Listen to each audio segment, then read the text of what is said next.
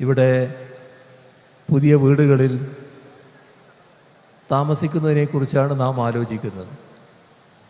എന്നാൽ ഇതേ നിമിഷം താമസ സ്ഥലത്ത് നിന്ന് ആക്രമിക്കപ്പെടുന്നവർ, കൊല ചെയ്യപ്പെടുന്നവർ നമ്മുടെ ലോകത്തിൻ്റെ വിവിധ ഭാഗങ്ങളിൽ ഉണ്ടാവുകയാണ്. വല്ലാത്ത നടുക്കത്തിലാണ് നമ്മുടെ നാടും ലോകവും ഇപ്പോഴുള്ളത്.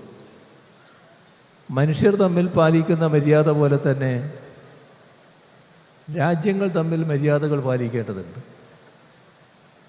ഒരു രാജ്യത്തിൻ്റെ അതേ അഭിപ്രായം തന്നെ ആവണം മറ്റൊരു രാജ്യത്തിന് എന്ന് നിർബന്ധിക്കാനാവില്ല. പക്ഷേ നമ്മുടെ നാട്ടിൽ സാധാരണ തെമ്മാടികൾ സ്വീകരിക്കുന്ന നില ചില തെമ്മാടി രാഷ്ട്രങ്ങൾ ഇപ്പോൾ സ്വീകരിക്കുകയാണ്. ആ തെമ്മാടി രാഷ്ട്രങ്ങൾക്ക് നേതൃത്വം കൊടുക്കുന്നത് അമേരിക്കൻ സാമ്രാജ്യത്വമാണ് എന്നതാണ് ഏറ്റവും കടുത്ത അനുഭവം. അവരുടെ കയ്യിൽ ആയുധങ്ങളുണ്ട്, സമ്പത്തുണ്ട്, യുദ്ധവെറി. പിന്നെ സാധാരണഗതിയിൽ ഒരു രാജ്യത്തിന് നേതൃത്വം കൊടുക്കേണ്ട മാനസികാവസ്ഥയുള്ളയാൾ തന്നെയാണോ അവിടെ നേതൃത്വം വഹിക്കുന്നത് എന്ന ശങ്ക. ഇതെല്ലാം കൂടി ഒത്തുവന്നപ്പോൾ ഭ്രാന്തമായ നടപടികളിലേക്ക് കടക്കുകയാണ്.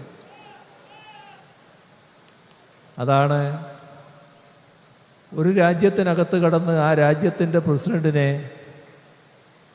അവിടെ നിന്ന് ഭാര്യയടക്കം കസ്റ്റഡിയിലെടുത്ത് കൊണ്ടുപോകുന്ന കാഴ്ച ലോകം കണ്ടത്.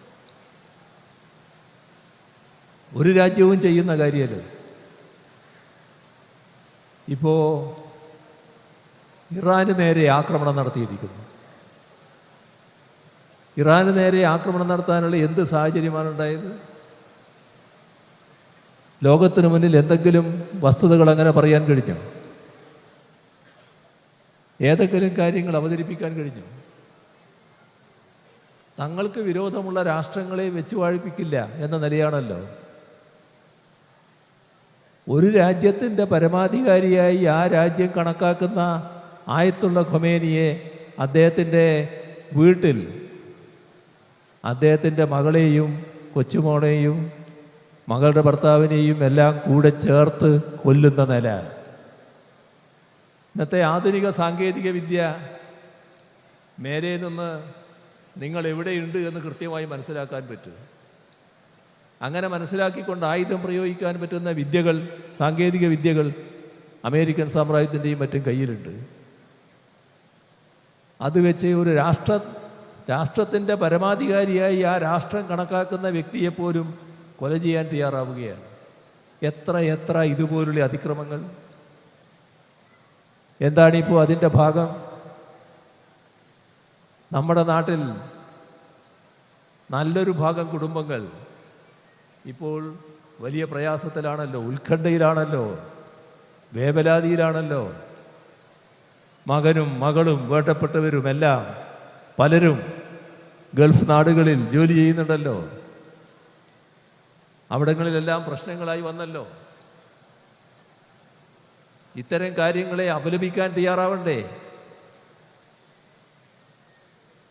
ഞാനിന്ന് പ്രധാനമന്ത്രിക്ക് കത്തയച്ചിട്ടുണ്ട്. ഈ കാര്യത്തിൽ അടിയന്തര ഇടപെടൽ വേണമെന്ന് പറഞ്ഞുകൊണ്ട്. നമ്മുടെ നാടിൻ്റെ ഉത്കണ്ഠ, നമ്മുടെ സഹോദരങ്ങൾ ലക്ഷക്കണക്കിലാണ് ഗൾഫ് നാടുകളിലുള്ളത്. അവരെല്ലാം വല്ലാത്തൊരു അരക്ഷിതാവസ്ഥയിലാണ്. ഇതെല്ലാം ഉണ്ടാക്കി വെച്ചത് ഈ അമേരിക്കൻ സാമ്രാജ്യത്വത്തിൻ്റെ ഭ്രാന്തമായ നടപടികളാണ്. അവർക്കതിനു പറ്റിയ ചങ്ങാതി മറ്റൊരു ലോകതെമ്മാടി ഇസ്രയേൽ. ഈ രണ്ടു കൂട്ടരും കൂടിയാണ് ഇതെല്ലാം കാട്ടിക്കൂട്ടുന്നത്. അമേരിക്കൻ സാമ്രാജ്യത്വം കാണിക്കുന്ന ഇത്തരം കാര്യങ്ങൾക്കെതിരെയുള്ള ശക്തമായ വികാരം നാം ഒന്നടങ്കം പ്രകടിപ്പിക്കേണ്ടതാണ് എന്നുകൂടിയാണ് എനിക്ക് ഈ ഘട്ടത്തിൽ പറയാനുള്ളത്.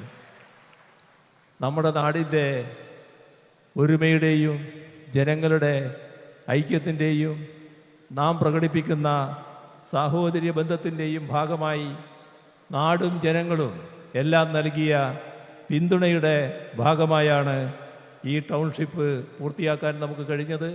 നിറഞ്ഞ സന്തോഷത്തോടെ ഈ ടൗൺഷിപ്പിൻ്റെ ആദ്യഘട്ടം പൂർത്തീകരിച്ചതായി അറിയിച്ചുകൊണ്ട് അവസാനിപ്പിക്കുന്നു.